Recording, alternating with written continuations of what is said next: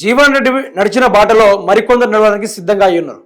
ఇక కాంగ్రెస్ ఖాళీ అయిపోతుంది, కాంగ్రెస్ పని కూడా లేకుండా పోతుందనే చర్చలు బాగా వినిపిస్తూ ఉన్నాయి.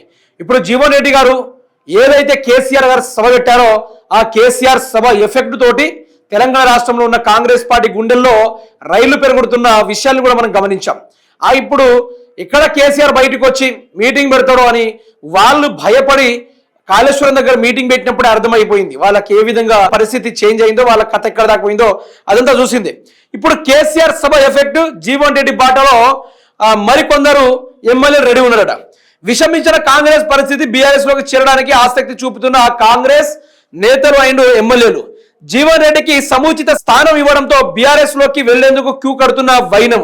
కేసీఆర్ సభ సూపర్ సక్సెస్ అవ్వడంతో బీఆర్ఎస్ టచ్ లోకి వెళ్లిన కొందరు కాంగ్రెస్ నేతలు లిస్టులో ఏనుగుల రవీందర్, కస్తూరి, నరేందర్, భిక్షపతి, కాటా, భీమ్, భారత్, సరిత, తిరుపతయ్య. ఇంకా 2 ఏళ్ల అధికారం ఉండగానే జీవన్ రెడ్డి ప్రతిపక్షంలోకి వెళ్లడంతో కాంగ్రెస్ డ్యామేజ్. సీనియర్ నేత జీవన్ రెడ్డినే వెళ్లిపోయాడు.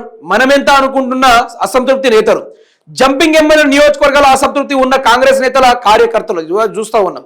2 వర్గాలు విడిపోయిన కాంగ్రెస్ తరచు గ్రూపు తగాదాలు, కాంగ్రెస్ లో ప్రకంపనలు, కాంగ్రెస్ ప్రాధాన్యత ఇవ్వలేదని బీఆర్ఎస్ లోకి భవిష్యత్తు ఉంటుందని భావిస్తున్న నేతల అభిప్రాయానికి తగ్గట్లే కాంగ్రెస్ పార్టీని వీడాలని కోరుతున్న కార్యకర్తలు, ఆత్మీయులు ఈ ఏడాదిలోపే బీఆర్ఎస్ లో చేరి వచ్చే ఎన్నికలకు టికెట్ దక్కించుకునే ప్రణాళికలు ఇప్పుడు ప్రజెంట్ వేసుకుంటున్నారు. ఇప్పుడు కాంగ్రెస్ పార్టీకి ఎంత డ్యామేజ్ జరిగింది తెలుసా? మీకు ఒకటి చెప్తా. ఇదే కాంగ్రెస్ పార్టీకి మామూలు డ్యామేజ్ కాదు, సింపుల్గా చెప్తా. 100% ఉంటే కాంగ్రెస్ పార్టీ ఇప్పుడు జస్ట్ 20%కి దిగజారిపోయింది. ఇది తెలంగాణ రాష్ట్ర ప్రజల్లో ఉన్న మొత్తం నాడి.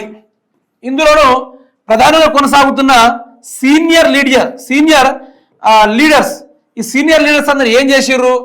బీఆర్ఎస్లోకి వెళ్తే లైఫ్ ఉంటుంది, బీఆర్ఎస్లోకి వెళ్తే భవిష్యత్తు ఉంటుందని చాలా వరకు మాట్లాడుకుంటారు. చాలా వరకు దాని గురించే ఆలోచిస్తున్న విషయాన్ని కూడా మనం చూస్తూ ఉన్నాం మిత్రులారా.